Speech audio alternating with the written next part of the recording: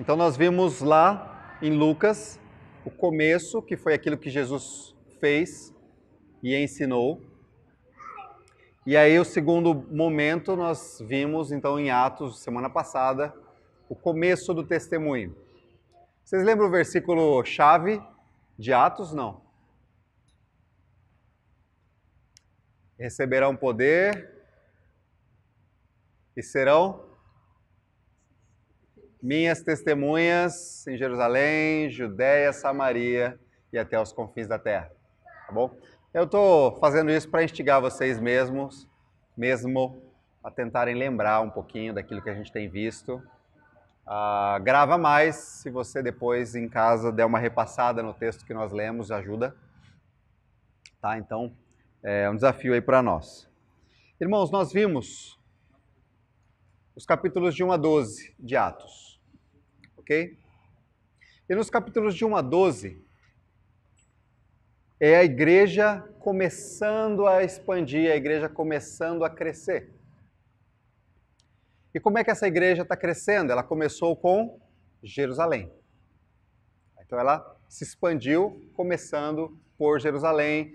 Pedro foi lá, pregou, e no que ele pregou, mais de 5.000 pessoas creram em Cristo e a igreja começou a se desenvolver.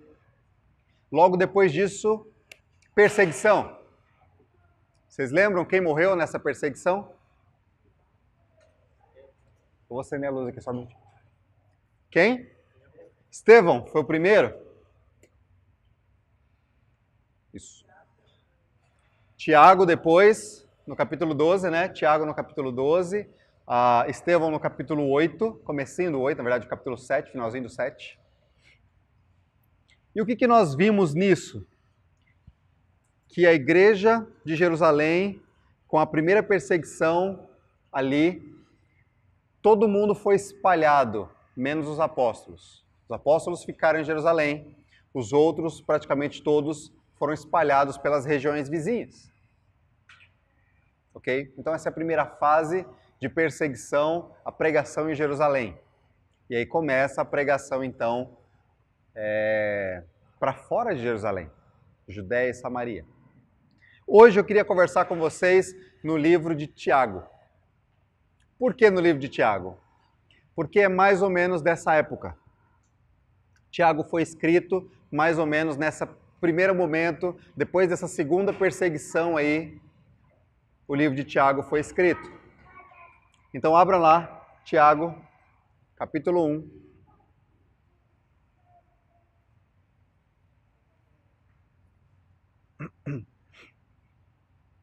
Tiago, capítulo 1.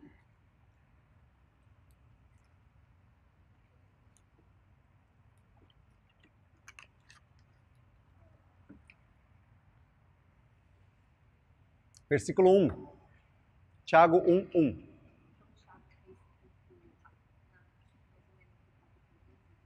Isso. Aproximadamente por ali. Eu vou explicar um pouquinho mais já já. Tiago 1, versículo 1, diz assim, olha só. Tiago, servo de Deus e do Senhor Jesus Cristo, às 12 tribos dispersas entre as nações, saudações. Senhor, muito obrigado pela oportunidade de vermos essa tua carta. Ajuda-nos a aprender um pouquinho com ela e sermos desafiados, Senhor. É um privilégio que o Senhor nos dá, abrirmos a tua palavra e ela encheu o nosso coração.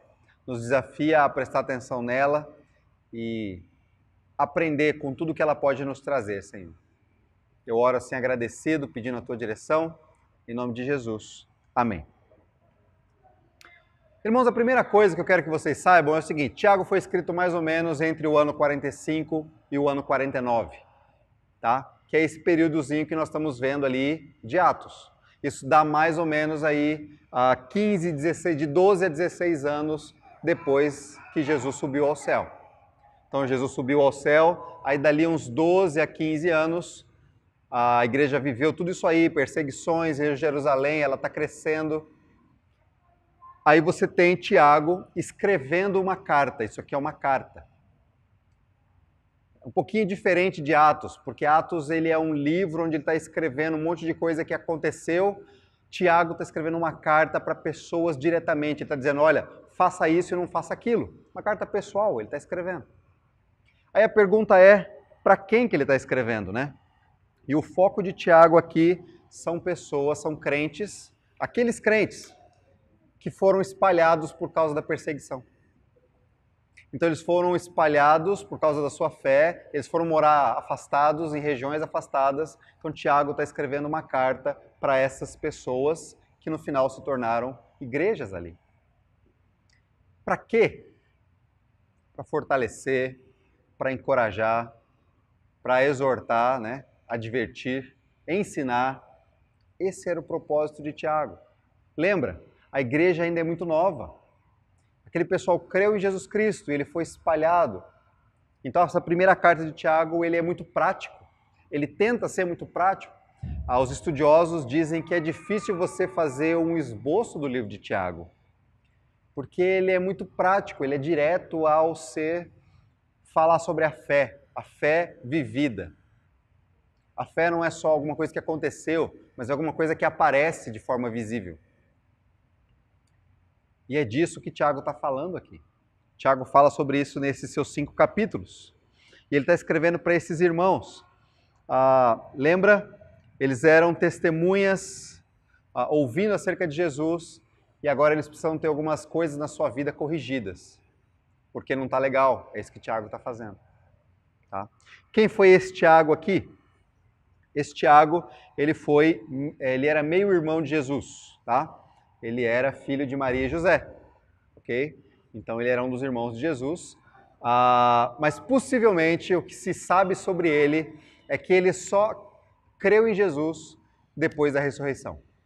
Antes da ressurreição, você não se fala muito sobre ele, mas depois que Jesus ressuscitou, vários dos seus irmãos creram nele, se renderam a ele. Então, esse Tiago, ele era meio irmão de Jesus e ele se tornou um líder da igreja de Jerusalém. Lembra que a primeira igreja fundada foi a igreja de Jerusalém. E quem ficou lá liderando não foi um apóstolo. Tiago não era apóstolo. O Tiago, que era apóstolo, morreu no capítulo 12, mais ou menos no ano 44. Essa carta foi escrita um pouquinho depois, entre o ano 45 e 49. Esse Tiago, ele era líder, ele tornou-se líder na igreja de Jerusalém e ele ficou conhecido na história por causa da sua vida piedosa. Alguém que orava pelas pessoas, alguém que se importava, alguém que tinha uma vida justa, um cara humilde, ele foi reconhecido assim, ele foi visto assim. Tanto é que ele se tornou o líder ali na igreja de Jerusalém. E ele escreve, provavelmente, ali mesmo de Jerusalém, para essas pessoas que estavam espalhadas ao redor de Jerusalém. Então, algumas coisas interessantes para você quando você está estudando um livro ou uma carta das Escrituras. A primeira pergunta que você faz é: quem estava envolvido aqui? E uma das respostas é, primeiro, Tiago, ele foi o escritor, e segundo, para quem ele está escrevendo? Para aqueles irmãos ali, crentes no Senhor Jesus Cristo, que eram de origem judaica, eles tinham sido judeus na sua religião, mas eles eram do povo judeu. Só que agora eles estavam sendo espalhados por causa da sua fé. Estavam sendo perseguidos, muitos sofrendo, tristes, possivelmente bem pobres por causa disso. Porque funcionava mais ou menos assim: se você é daquele grupo e você tem um comércio, por exemplo, eu não compro de você. Então eles possivelmente passaram dificuldade, estavam passando dificuldade, e o livro de Tiago fala um pouco sobre isso. Fala sobre as perseguições que existem, sobre as provações, sobre os medos, sobre as dificuldades. Então, estes eram as pessoas envolvidas. Aí uma outra pergunta que você precisa fazer é: aonde isso está acontecendo? Então, possivelmente, Tiago, como eu falei, escrevendo lá da cidade de Jerusalém, para aquelas pessoas espalhadas ali ao redor, né? Nas regiões vizinhas, ok? Distantes. Lembra, você não tinha carro, você não tinha trem, você fazia todo esse trajeto ou a pé ou a cavalo, ou a camelo, ou a jumentinho. Esse era o meio de transporte. Então, mesmo que a cidade fosse relativamente perto geograficamente, para você chegar não era tão simples. Você tinha que caminhar por horas, talvez dias, tá? Então, essa era a diferença, eles estavam espalhados aí. Quando isso aconteceu, A perseguição aconteceu logo depois da morte de Estevão, capítulo 7 e 8 de Atos, e também depois do capítulo 12 começou uma nova onda de perseguição com Herodes, né? Ano 44, Herodes começou aquela onda de perseguição, onde ele prendeu Tiago, apóstolo, matou Tiago, o povo judeu gostou, aí ele foi lá e prendeu Pedro, que a gente viu na semana passada, só que aí Pedro não morreu, porque o anjo foi lá, libertou Pedro, aí Pedro voltou, continuou pregando, e ele não morreu naquele momento. Então a gente viu essas coisas aqui acontecendo, nessa perseguição que aconteceu ali. Tiago, no meio disso, escreve então para aqueles irmãos, para fortalecer a sua fé também, para falar sobre a sua fé. Né? E eu acho bem interessante isso, meus irmãos. Nós precisamos constantemente de encorajamento na nossa fé. E essa é uma carta muito prática. Ele tenta ser bem prático, ele usa uma linguagem simples, ele é direto, desafiando a gente a ter uma vida mais piedosa. Sabe, irmãos, a nossa fé precisa nos levar à ação. A gente fala bastante da fé, e é verdade. A gente fala da transformação que aconteceu em Jesus Cristo, nós cantamos, a gente fala sobre isso, e é verdade. Só que a nossa fé precisa ser mais do que simplesmente falada e cantada. Ela precisa ser expressa. Ela precisa ser visível. E Tiago vai falar sobre várias dessas coisas que precisam ser visíveis. Por exemplo, se a gente olhar no próprio capítulo 1, ele vai falar sobre, no meio da perseguição, no meio da provação, você viver com alegria. Vamos olhar aqui os versículos 2 até os 5. Irmãos, considerem motivo de grande alegria o fato de vocês passarem por diversas provações, pois vocês sabem que a prova da sua fé produz perseverança. E a perseverança deve ter ação completa, a fim de que vocês sejam maduros e íntegros, sem lhes faltar coisa alguma. Se algum de vocês tem falta de sabedoria, peça a Deus, que a todos dá livremente. O que eu acho interessante é que Tiago começa a sua carta de uma forma muito direta. Tenham essa provação que vocês estão passando, o sofrimento que vocês estão vivendo, que isso seja motivo de alegria para vocês. Por que alegria? Porque vocês são todos masoquistas? Gostam de sofrer? Claro que não. Porque ele fala que a prova da sua fé produz perseverança. Se alegrem, porque a prova da sua fé trabalha o caráter de vocês, amadurece a fé de vocês, fortalece a sua fé. Nós somos chamados então até a nossa fé provada, fortalecida, mesmo em meio às provações e às dificuldades da vida. Então ele vai falar sobre provações e sobre sabedoria, né? A busca por sabedoria. Aonde está a verdadeira sabedoria? Nós somos chamados a ver isso também. No capítulo 1 ainda ele vai falar sobre a luta contra o pecado, né? Que o Senhor nos deu força para lutar contra o pecado. E ele, de forma bem prática, ele vai falar sobre isso. Depois nós vamos ler o texto aqui, também no capítulo 1, que fala sobre a palavra de Deus. Nós somos chamados a ouvir e praticar o que a palavra de Deus diz. Não só ouvir, mas praticar. Então Tiago está falando sobre isso. O irmão Tiago vai falar sobre o que é a verdadeira religião, o que ele chama de verdadeira religião. Ele vai falar sobre isso aqui. No capítulo 2, ele vai falar sobre preconceito, fazer diferença entre as pessoas, tratar uns diferente de outros. Aqueles ali têm dinheiro, eu trato eles melhor. Aqueles ali podem me beneficiar em alguma coisa, eu considero eles de um jeito. Tiago está sendo direto, olha, a fé de vocês não deve permitir esse tipo de coisa. Preconceito, né? Ele vai falar sobre as obras da fé. Que a fé, ele vai dizer uma frase profunda, a fé sem obras é morta. Ele vai falar que, irmãos, se você diz que tem fé, mas isso não é visível, tem alguma coisa errada. Tem alguma coisa que precisa ser revista aí, reavaliada. Se você diz que tem fé, mas não tem obras, isso não se expressa, isso não aparece. Alguma coisa precisa ser revista, reavaliada. Irmãos, de uma forma bem prática, no capítulo 3, ele vai falar sobre o uso da língua. Que coisa mais prática do que falar sobre o uso da língua? A nossa fé nos leva a dominar a nossa língua. Porque uns usam a língua para o mal, ou simplesmente usam a língua e isso destrói pessoas, ajuda na destruição de pessoas e da fé das pessoas. Então ele fala de forma bem prática. Como dominar a sua língua? Isso é Tiago dizendo, olha, a nossa fé não é só falada. Não é só eu disse que eu creio. Ela tem que me levar a dominar a minha língua. A usar bem a minha língua.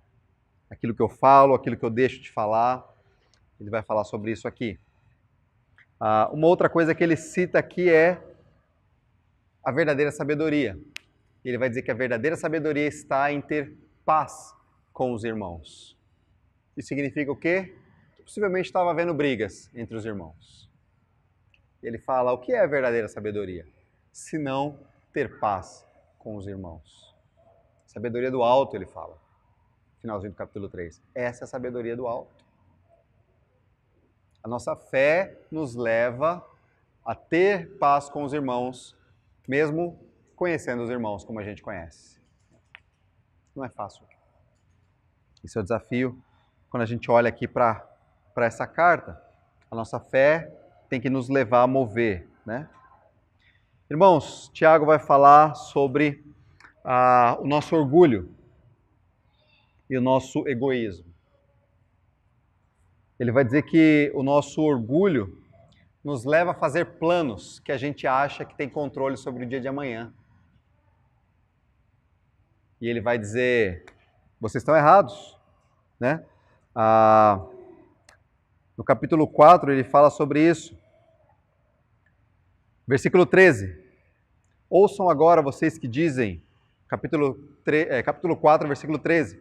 Ouçam agora vocês que dizem, hoje ou amanhã iremos para esta ou aquela cidade.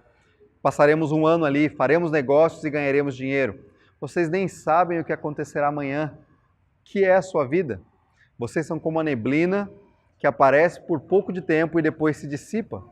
Ao invés disso, vocês deveriam dizer, se o Senhor quiser, viveremos e faremos isto ou aquilo. Irmão, olha a diferença do que Tiago está dizendo ali. Algumas pessoas diziam, olha, eu vou para aquela cidade, eu vou passar ali não sei quantos dias, eu vou ganhar dinheiro, eu vou fazer tal coisa. Tiago está dizendo, vocês não deviam agir assim. Vocês não deviam agir como se vocês tivessem controle sobre a vida de vocês. Vocês não sabem o que vai acontecer amanhã. A vida de vocês é como uma neblina, é como uma fumaça. Quando amanhece, a neblina está ali. De repente, desapareceu. Sumiu. Essa é a nossa vida. É isso que o Tiago está dizendo. Essa é a nossa vida.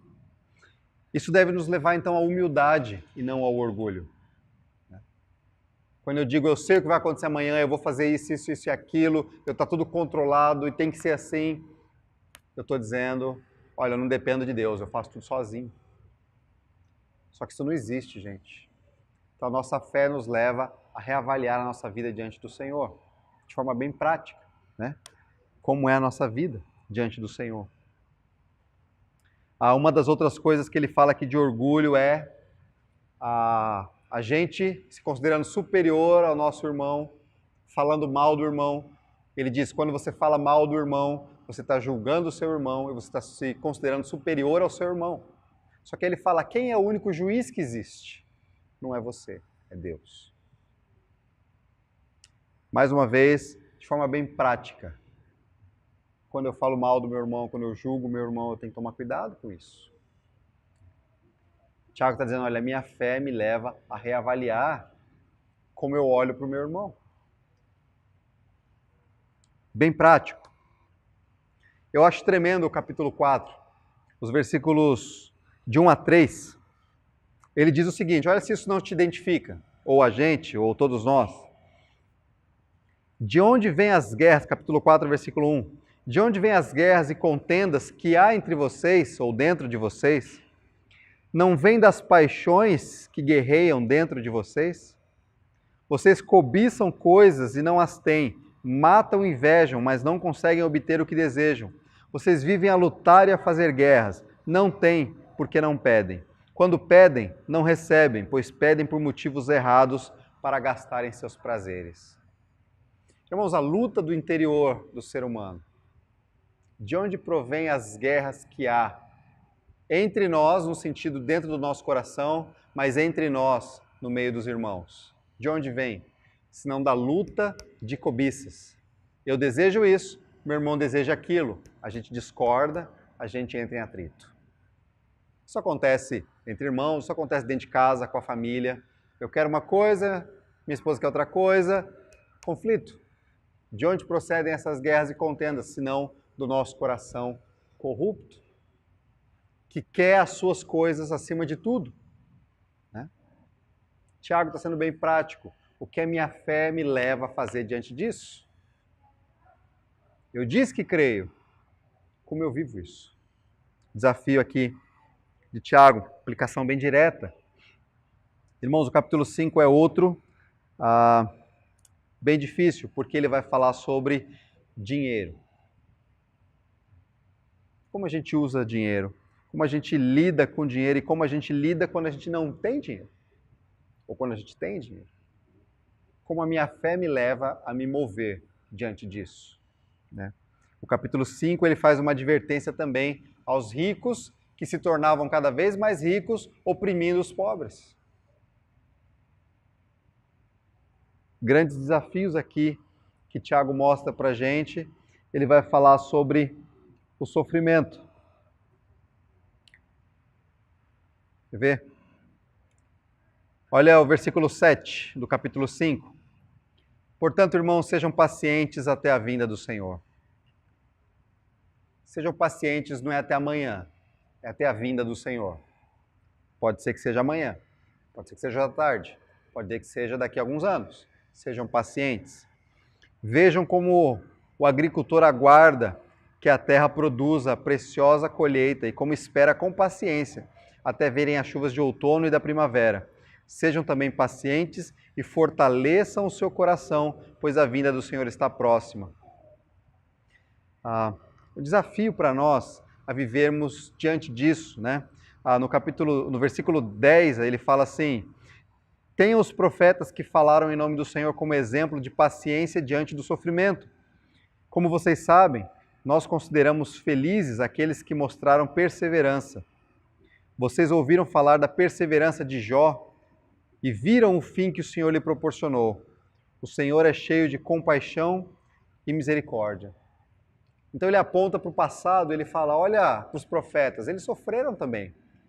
Olha para a vida de Jó, ele sofreu. É que a gente lê Jó, e a gente, não sei se você já leu, mas você lê Jó já pensando no final. Que no final Deus restituiu tudo, ele voltou bem, ficou bem e tal.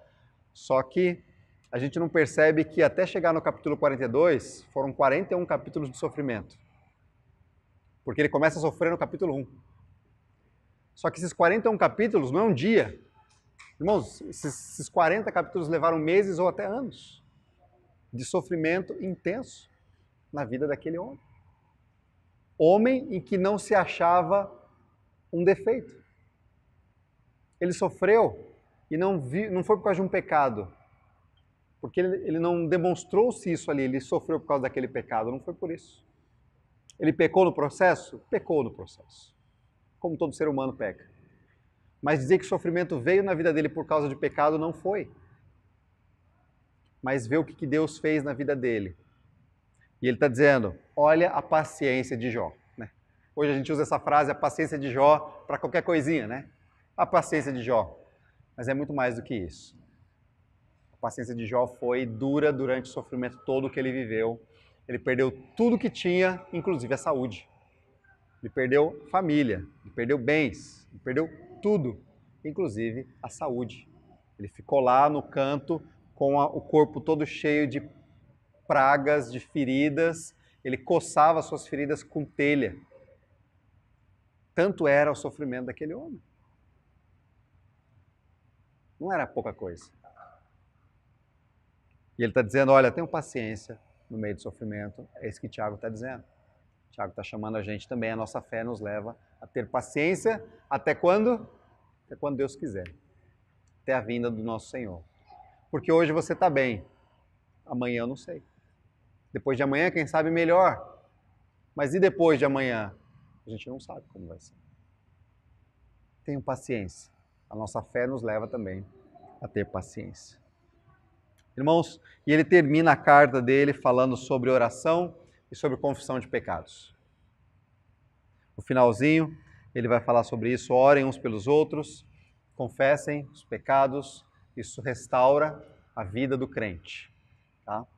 Então, esse é o desafio aqui, de forma bem resumida. Tiago, ele é bem prático. Você consegue ler ele rapidinho, numa semana. Se você ler um capítulo por dia rapidinho, numa tarde você lê também. Se separar um tempinho lá, uma meia hora, você consegue ler. Mas você pode ir mastigando ele um capítulo por vez. Acho que vale a pena. Eu não tenho como explicar ele todo agora, porque eu quero passar o Novo Testamento todo. Então não dá para explicar ponto a ponto. Mas tem muita coisa prática aqui. E eu queria que vocês soubessem disso, lembrassem disso e partissem para cima desse texto. Eu queria só focar um bloco-chave aqui no livro de Tiago, que está lá no capítulo 1. Eu quero ler com vocês capítulo 1, versículo 19. Eu quero ler com vocês do 19 até o 27.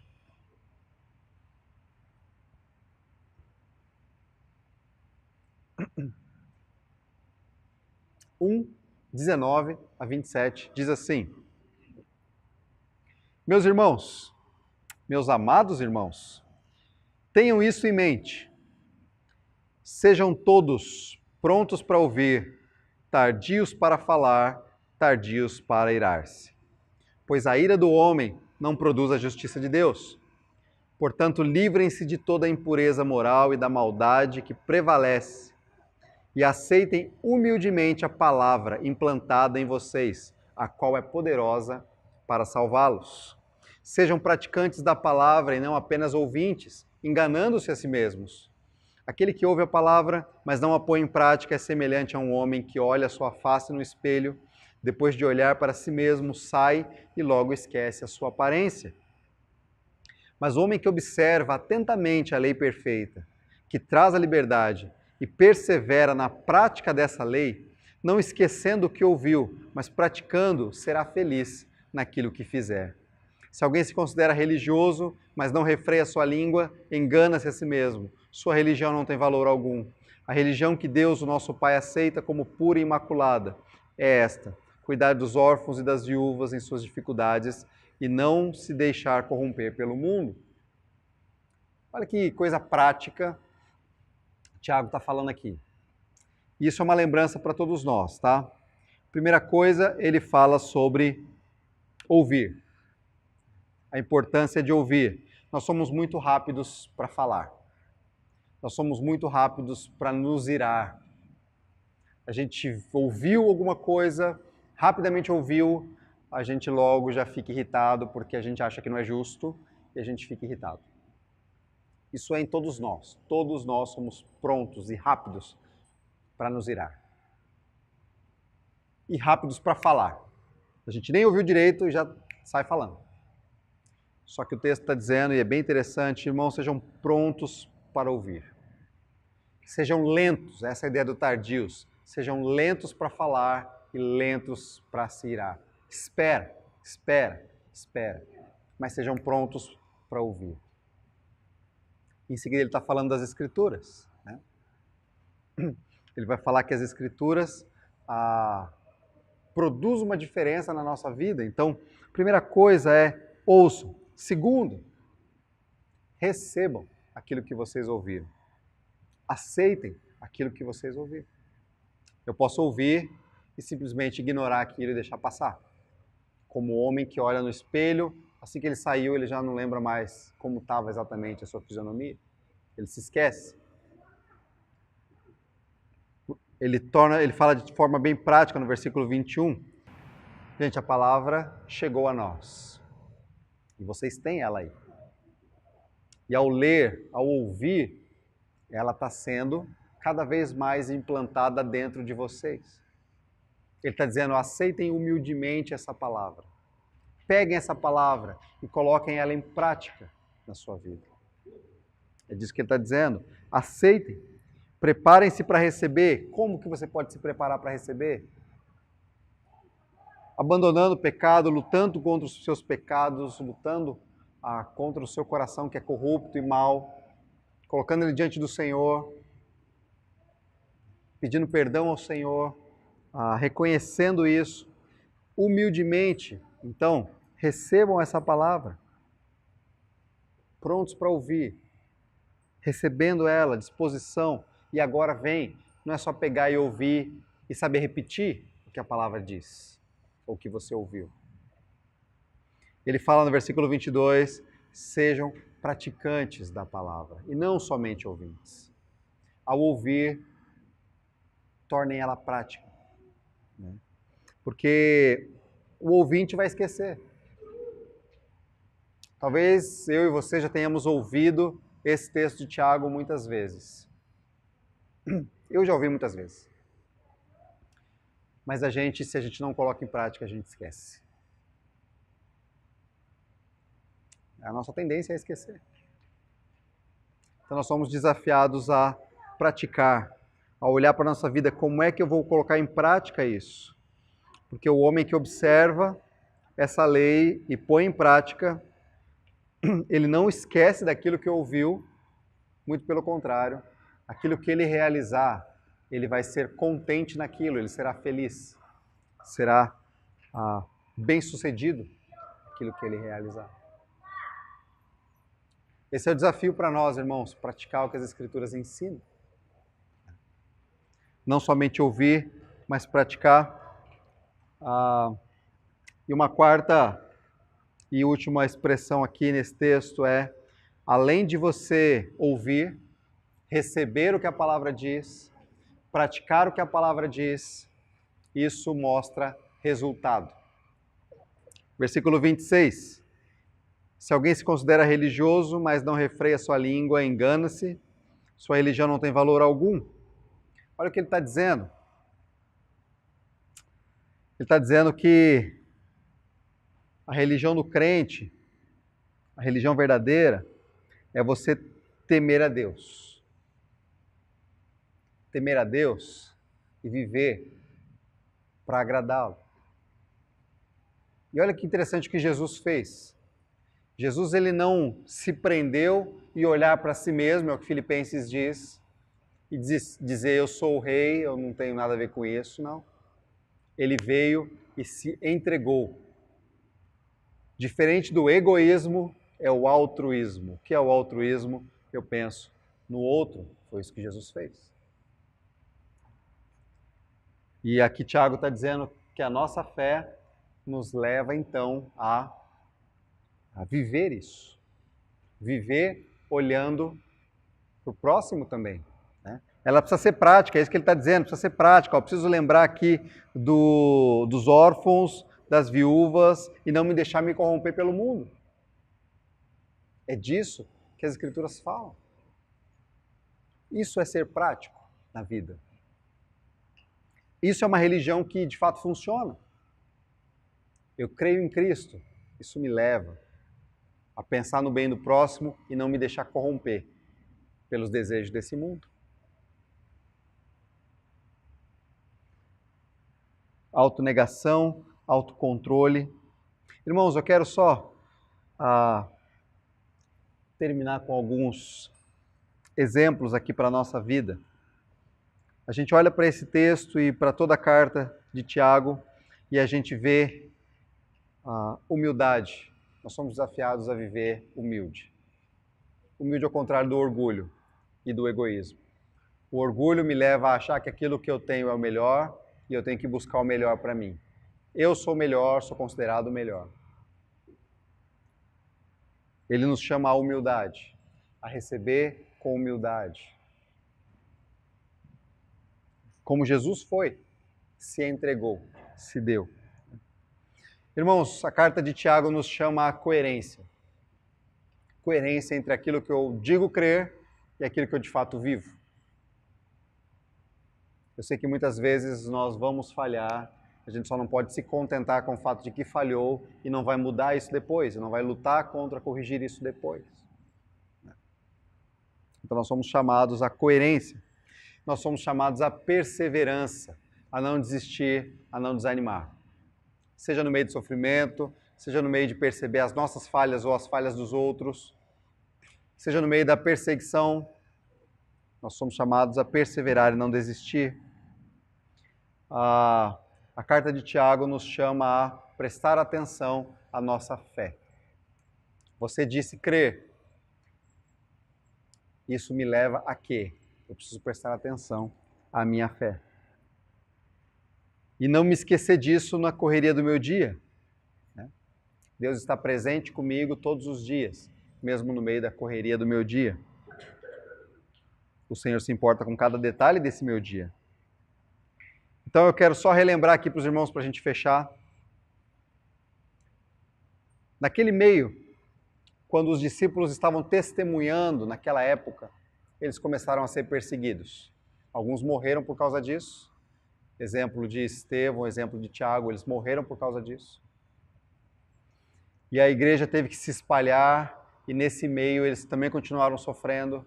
Aí Tiago senta e escreve para eles, olha, a fé de vocês, luta e persevera e não desanima. Sejam coerentes, não importa o que aconteça. Permaneçam firmes, não desanime. Que a fé de vocês seja vivida, mesmo no meio desse sofrimento todo. Esse é o desafio para nós. Esse é o desafio para aqueles irmãos ali. Ok? Vamos orar? Senhor, nós te agradecemos. É um grande privilégio poder ler a Tua Palavra. Poder pensar sobre a Tua Palavra. Poder aprender sobre a Tua Palavra. E muito mais, ser mexidos para que a nossa fé não fique só na teoria, nas palavras, mas de fato na vida, na prática, nas ações do dia a dia, nas palavras que saem da minha boca, no modo como eu me relaciono com meu irmão, nas motivações que me levam a fazer as coisas, como eu luto contra o orgulho por causa da minha fé. Senhor, me ajuda, nos ajuda, cada um de nós aqui. Obrigado por esta palavra que nos chama a atenção. Peço que o Senhor nos dirija a cada dia, a começar pelo dia de hoje. Nós oramos assim, ó Deus, clamando, agradecidos em nome de Jesus. Amém.